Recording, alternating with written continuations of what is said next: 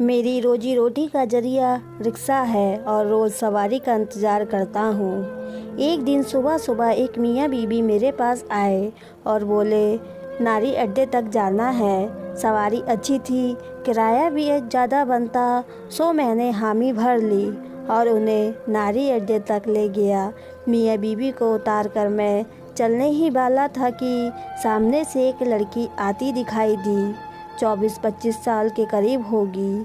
उसने लाल साड़ी पहन रखी थी और उसकी चाल में लड़खड़ाहट थी। थोड़ी देर में वह मेरे करीब आकर रुकी और बिना कुछ कहे रिक्शे में बैठ गई और मुझे चलने को कहा। मैंने भी सोचा शायद रोड तक जाना होगा, तो मैंने रिक्शा शुरू कर दिया। रास्ता भर मैं उसको शीशे में देखता रहा। उसने माथे पर टीका लगा रखा था, जिससे साफ जाहिर हो रहा था कि वह हिंदू है। थोड़ी ही देर में हम नारी अड्डे तक के रास्ते तक आ गए। मैंने रिक्शा रोके बिना ही उससे पूछा, मोहतरमा आपको कहाँ जाना है? हैरत अंगेज तौर पर उसने कोई जवाब न दिया, बल्कि हाथों में पकड़ी गठरी को सीने से लगाकर बैठ गई।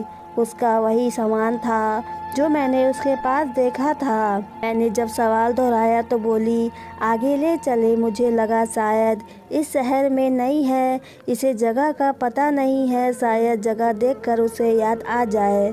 मैं रिक्शा लेकर चलता रहा। जहाँ तक रास्ता था रोड भी ख़त्म हो गया। मैंने उसे दोबारा पूछा, मोहतरमा आपने बताया नहीं, आपने कहाँ उतरना है? उसने खंकार गला साफ़ किया और बोली, जी साहब, किसी भी मुस्लिम बस्ती में उतार दो। अरे मोहतरमा, यहाँ सारे ही मुसलमान हैं, आपको बताए कहाँ जाना है, जगह का क्या नाम है? क्या आपके पास कोई पता नहीं है? अगर लिखा हुआ है तो मुझे दिखा दो, मैं आपको वहाँ छोड़ देता हूँ। मैंने कहा तो घबरा कर बोली, मुझे कहीं नहीं जाना, जहाँ आपका दिल करे छोड़ दे। उसके जवाब में मैं भी बौखला गया। क्या बात हुई? अगर मंजिल का पता नहीं था तो सफ़र क्यों कर रही थी? मैंने थोड़ा गुस्सा किया तो वह रोने लगी। उसके रोने से मेरा दिल पिघल गया।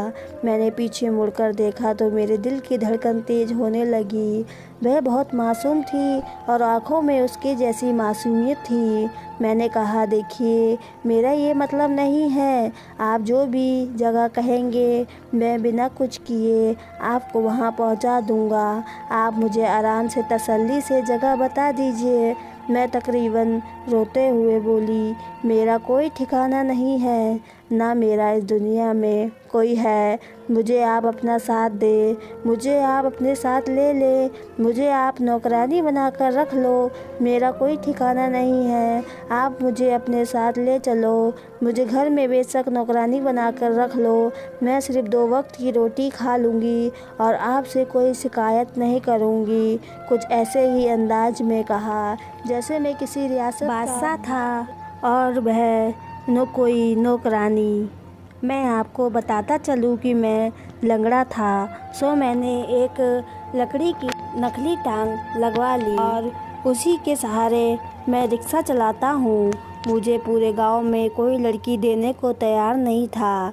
एक वजह मैं लंगड़ा, दूसरा ये कि मैं कोई और काम नहीं कर सकता था। जाहिर है ऐसे कौन मैं अपनी बेटी का हाथ मुझे देगा। मैंने एक लम्हे कुछ सोचा और फिर लड़की से कहा, ठीक है, मुझे कोई एतराज़ नहीं है, मैं तुमसे शादी करने को तैयार हूँ। तुम बताओ तुम कब करोगी शादी? नहीं तो ऐसे ही मेरे साथ रह लो और अपनी तरफ से तसल्ली कर लो। शादी के लिए हाँ तो मुझे बता देना। ये सुनकर उसकी आंखों में आंसू आ गए। मैं भी शादी करने को तैयार हूँ। मुझे उसकी मासूमियत पर बहुत प्यार और हंसी आ गई। मैंने दिल में इतनी मुस्कान दे सकती थी तो मेरी ज़िंदगी को कितनी खुशियों से भर सकती थी। तो मैंने अपने एक वकील दोस्त को फ़ोन किया, उसे सारी बात बताई और उसने मुझे आगाह किया और कहा कि देख अयान, तू उससे शादी करना तो चाहता है, उसने मुझे सोच विचार कर फैसला देने की सलाह दी, जिसे मैंने ध्यान से सुना और कहा, मैं आपकी बात से सहमत हूँ, मगर दिल कह रहा है कि लड़की मासूम है। उनका काम था समझाना, तो समझा दिया और मुझे कहा कि उस लड़की को लेकर कचहरी आ जाओ। अभी तक मैंने उसका नाम नहीं पूछा था।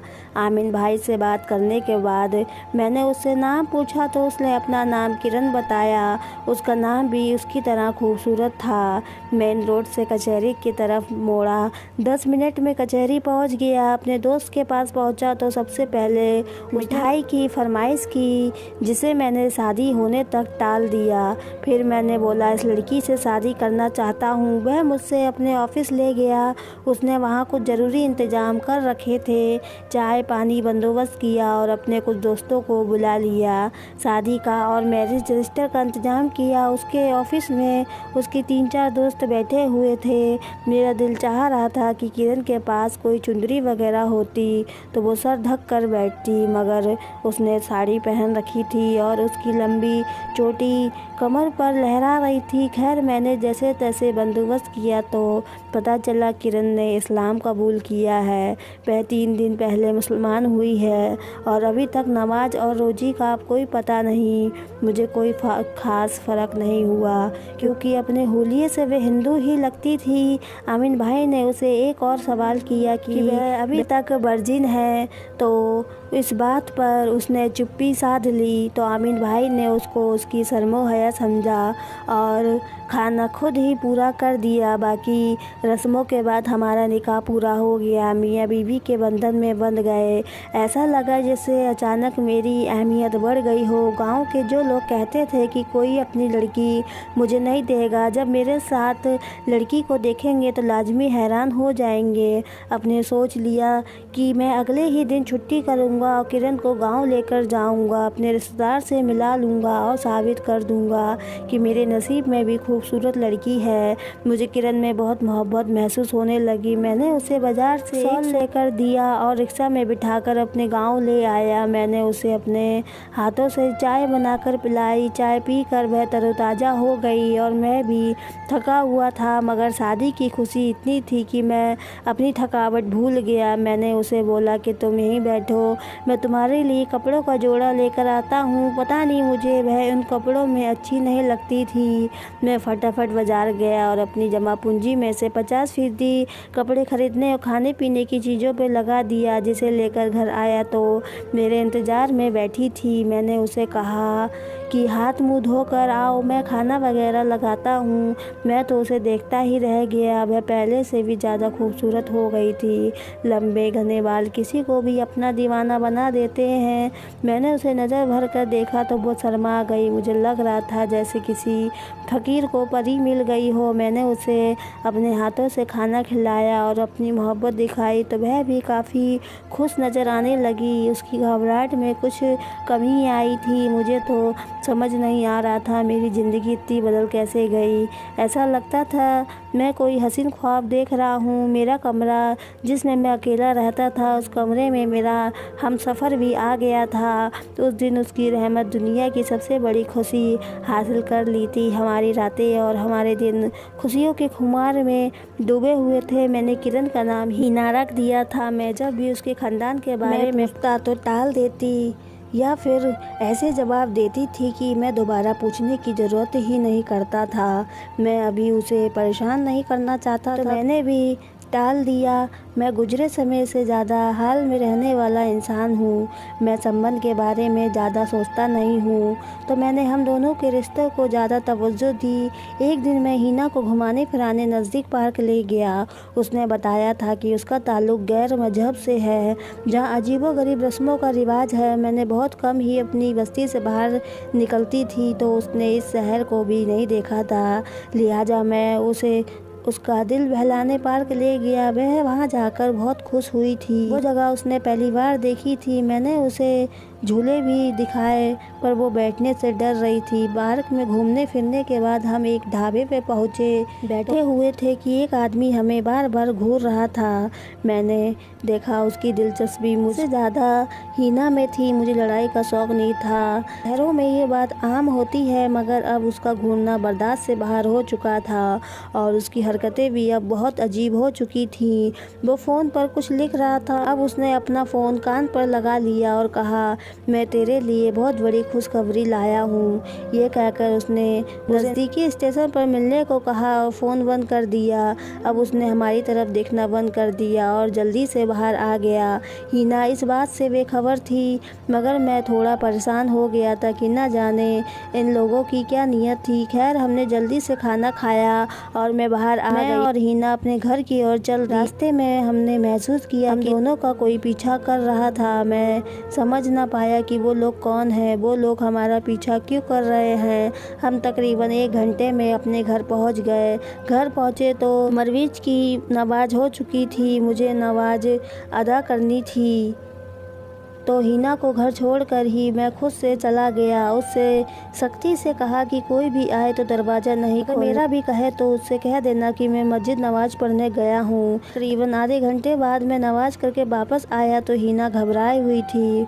उसने तो बाकायदा रोना शुरू कर दिया। मेरे पूछने पर उसने बताया कि मेरे जाने के बाद कोई ज़ोर ज़ोर से दरवाज़ा खटखटा रहा था, इतनी ज़ोर से कि दरवाज़ा तोड़कर अंदर आना चाहा।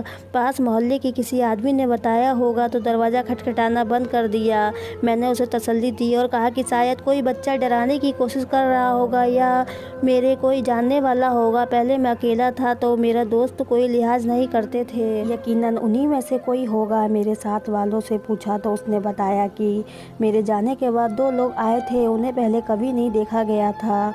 फिर मोहल्ले वालों ने उन्हें निकाल बाहर किया। ये सुनकर मेरा माथा ठनका। आखिर वो लोग कौन थे और हमसे क्या चाहते थे। अगली सुबह चुनाव थे। मैं घर पर ही था क्योंकि चुनाव वाले दिन मैं रिक्शा नहीं चलाता था। मेरी दुल्हन को आए हुए अभी 1 महीना भी नहीं हुआ था। सुबह नाश्ता बाहर से ही आता था। उस दिन भी मैं हलवा पूड़ी लेने बाहर गया था। बाहर से आया तो घर पर 2 लोग खड़े थे और दरवाज़ा बजा रहे थे। मैंने पूछा, तुम कौन हो? तो बिखर गए और बोले, तुमने हमारी छोरी अपने घर में रखी है। मैंने बोला, कौन सी छोरी? उसका नाम हीना है, वह सिर्फ मेरी बीवी है। अरे हम सब जानते हैं, वह हमारी बीवी है, तुमने उसे जबरन रखा है। हमारे हवाले करो, हम तुम्हारी चमड़ी उधेड़ देंगे। अभी दरवाज़ा खोलो और हमारे हवाले कर दो। उन लोगों का हुलिया भी और तो ऐसा था, सर पर चोटी बंधी हुई थी और गले में अजीबोगरीब पट्टी डाले हुए थे। उनकी बदमाशी देखकर तो मुझे भी गुस्सा आ गया। मैंने हलवा पूड़ी साइड पर रखे और बाजू चढ़ाकर बोला, हिम्मत है तो लेकर जाकर दिखाओ। ये मेरा मोहल्ला है, लोग यहाँ मुझे जानते हैं। अगर ज़्यादा चू चपड़गी तो ऐसा पिटवाऊंगा कि वापस अपने टांग से नहीं जाओगे। मेरा ये कहना था कि उस शख्स ने मुझे पकड़ लिया और बोला, तुम्हारी हिम्मत कैसे हुई? शायद तुम नहीं जानते हो, मेरा नाम सलीम है और मेरे नाम से बड़े बड़े लोग डरते हैं। मुझे तुमसे कोई डर नहीं है, मैं तुमसे डरता नहीं हूँ। हमारी लड़ाई का शोर सुनकर मोहल्ले के लोग भी जमा हो गए थे। ये लोग बहुत दंगा मचा रहे थे तो किसी ने पुलिस को खबर कर दी। थोड़ी ही देर में पुलिस हमारे दरवाजे तक आ गई। मुझे बहुत अजीब सा लग रहा था, मगर इन लोगों का कोई और हल भी नहीं था। पुलिस के आते ही ये लोग डर गए और भागने लगे, मगर पुलिस ने धर लिया और पूछा, तुम लोग शरीफ आदमी को क्यों तंग कर रहे थे? मोहल्ले वालों ने भी मेरी हिमायती ली और उन लोगों ने पुलिस को बताया कि मैंने इनके ख़ानदान की औरत को अपने घर में ज़बरदस्ती कैद किया हुआ है। हालांकि इनके ख़ानदान रिहाई जा चुकी है। पुलिस वालों ने ये सुना तो अपनी लेडी कांस्टेबल को भी साथ ले आए और घर की तलाशी लेने को कहा। इन सब से हीना बहुत डर चुकी थी, डर से काँप रही थी। उसने पुलिस के सामने बयान किया कि मैं इनकी बीवी हूँ। मैंने पुलिस को अपना निकाहनामा भी दिखाया। पुलिस उन लोगों को अपने साथ ले गए। उनके जाने के बाद मुझे सुकून मिला तो मेरे होश वापस आया और मैं सोच में पड़ गया कि आखिर ये लोग कौन थे और बिना वजह तो नहीं आए होंगे, ज़रूर ही जानते होंगे। फिर कल जब हम ढाबे में बैठे थे तो वह शख्स घूर कर हीना को देख रहा था। उसने फ़ोन पर भी सलीम का जिक्र किया था, जबकि उस शख्स ने भी अपना नाम वो ही बताया था। खैर, मैंने दरवाज़ा बंद किया तो देखा हीना रो रही थी। मेरे दिल में न जाने क्यों अभी भी उसकी मोहब्बत थी। मैंने उसके किरदार को शक नहीं किया। मैंने हीना को नाश्ता वगैरह कराया और फिर कहा, हीना तुम मेरी ज़िंदगी बन गई हो। अगर तुम मुझे अपने बारे में नहीं बताओगी तो मैं कैसे लोगों से बच पाऊँगा। खुदा न करे कभी ये लोग हमें नुकसान पहुँचा दें। मैं अकेला आदमी हूँ, अगर कहीं कोई नुकसान हो गया तो मैं बर्दाश्त नहीं कर पाऊँगा। मेरे पूछने पर उसने बोला, मेरा ताल्लुक़ एक मशहूर ख़ानदान से है जिसने अपना नाम सलीम बताया था, जो इनके दरवाजे पर आकर बार बार इन्हें धमकाता था। इसका नाम निहाल था और उसके साथ नाटेकट का आदमी था, वो मेरा देवर था। मेरे और पूछने पर हीना ने बताया कि ये 3 भाई थे, इनकी कोई बहन ना थी और अपने ख़ानदान में इन्होंने अपनी फौजनुमा बदमाशों की टोली बना रखी थी। ये जो शख्स जो भी बात मनवाना चाहते थे अपने दम पर मनवा लेते थे। उस इलाके में बाकी तो सारे शरीफ थे, रस्मों रिवाज के पाबंद थे, मगर हर घर में बुराई का एक ऐसा शर्मनाक मंजर था जिसे बयां करते हुए भी मुझे शर्म आती है। गाँव में सोने और चांदी के बगैर कोई शादी नहीं होती थी। आने वाली दुल्हन को सोने से लाद दिया जाता था और उसके लिए बहुत इंतजाम किए जाते थे। गरीब लोगों की सारी जमा पूंजी शादी पर जाया करती थी, जबकि सोने चांदी के बगैर किसी औरत की शादी तौहीन समझी जाती थी। मगर शादी के बाद जो कुछ होता था उसे किसी को कोई लेना देना नहीं था। आज 6 महीने पहले मेरी भी शादी हुई थी। मुझे सोने और चांदी में तौल दिया गया। मेरे माँ बाप को भारी रकम भी पेश की गई। सलीम की हैसियत से सारा इलाका डरता था। इसके 6 भाई और भी थे। शायद यही वजह थी कि ये अपनी ताकत पर इतना इतराता था। शादी के पहले दिन मुझे घर में कोई औरत न पाकर अजीब सी उलझन हुई। इसके बाकी भाई भी मुझे मजाक में छेड़छाड़ करने लगे। मुझे बहुत नागवार गुजरी।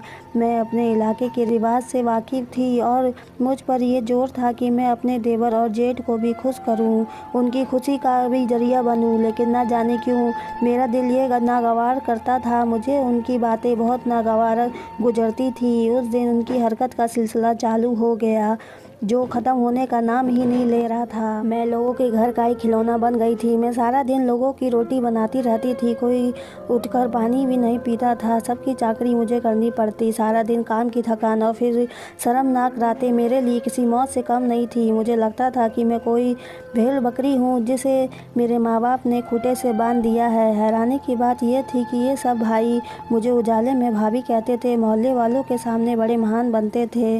अब इनकी हकीकत में जान गई थी। मैंने पड़ोस में रहने वाली एक बूढ़ी औरत पर भरोसा करके बताने की कोशिश की तो वह बोली, मेरे 3 देवर और जेठ थे। मैंने कभी एतराज़ नहीं किया कि कौन मेरा पति है।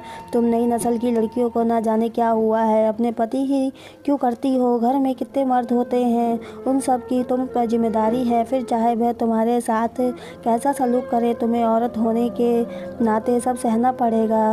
यही हमारी रस्म पर चलना पड़ेगा। अभी तुमने बाहर की दुनिया देखी नहीं है, दुनिया इससे भी ज़्यादा बुरी है। मैंने उस बुढ़िया की बातें सुनी तो मुझे झटका लगा। तो ये जुराई हर घर में खामोशी से सही जा रही थी, इसलिए कि लोग शादियों पर ज़्यादा खर्चा नहीं करना चाहते थे। मैं तो जैसे ही जवान हुई थी कि मुझे इन बातों का पता नहीं था, मगर मेरे अंदर एक पात्र रूह थी जिसने कभी भी इस गंदगी को मंजूर नहीं किया। मैंने अपनी बस्ती से भागने का फैसला कर लिया, मगर मुझे अपनी मंजिल का नहीं पता था। थोड़ी दूर बस अड्डा था जिसमें बस खड़ी थी। मैं यूं ही बस में चढ़कर बैठ गई। मुझे नहीं पता था कि मैं कहाँ जाऊंगी। बस एक खौफ ने जगह बनाए रखी थी। बस का सफ़र अच्छा खासा लंबा था।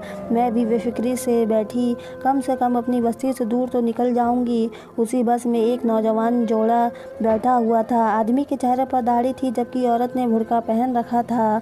मैं उन्हें हैरानी से देख रही थी। मैंने देखा सामने वाली सीट पर बैठा एक व्यक्ति दिल जान से उस बुर्के वाली औरत को देख रहा था। बुर्के वाली लड़की के पति की नज़र पड़ी तो वह गुस्से से पागल हो गया।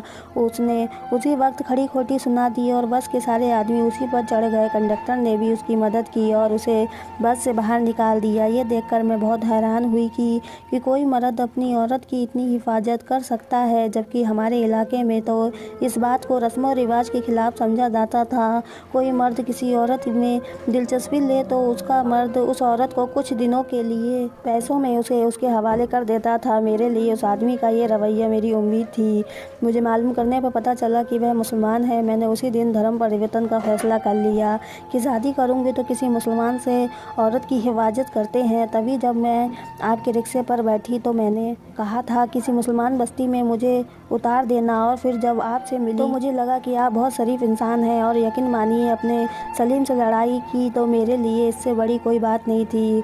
मुझे उसी वक्त एहसास हुआ था कि मैं आपकी गुलाम बन गई। आपको अपने सिर का ताज बनाकर रखूँगी। भगवान के लिए मेरी गलतियों को माफ़ कर दीजिए। मैं अभी आपका एहसान नहीं भूलूँगी। यह कहकर उसने अपना सर मेरे कदमों में रख दिया और मेरे हाथों को चूमने लगी और रोती हुई कहने लगी कि मैं अब तुम्हारे नाम पर जीऊँगी और तुम्हारे नाम पर मरूँगी। अगर पड़ी तो जान भी दे दूँगी, लेकिन खुदा के लिए मुझे खुद से जुदा मत करना। यहाँ आकर इस घर में मुझे जो सुकून मिला है शायद मुझे मरने के बाद भी नसीब ना हो। मेरी आंखों में से इस प्यार के आंसू आ गए कि इस्लाम कितना असीम मजहब है जिसने औरत के हकों को इस तरह से बयां किया है। मैंने हिना को सीने से लगा लिया और उसे यकीन दिलाया कि मैं उसकी सच्चाई की कदर करूँगा, कभी उसे नहीं छोड़ूंगा। वह मेरी बीवी है, मेरी इज्जत है और रहेगी। वह ये सुनकर खुशी से निहाल हो गई। उसके बाद मैंने उसे कुरान पाक पढ़ना सिखाया, कलमा शहादत सिखाया और नमाज के उसूल भी सिखाए। उसके आने से मेरे नसीब ऐसे जागे कि मैंने 1 से 4 रिक्शा ले लिए। अब मेरी अच्छी खासी आमदनी है। रोज मेरे रिक्शा बढ़ते ही जा रहे हैं। अब हम बहुत खुश हैं। मैं 2 बच्चों का बाप और रिक्शे का मालिक बन चुका हूँ। अगर ये कहानी आपको अच्छी लगी हो तो चैनल को सब्सक्राइब, वीडियो को लाइक करना ना भूलें। पूरी कहानी सुनने के लिए आपका दिल से धन्यवाद। Please like, share and subscribe. Thanks for watching.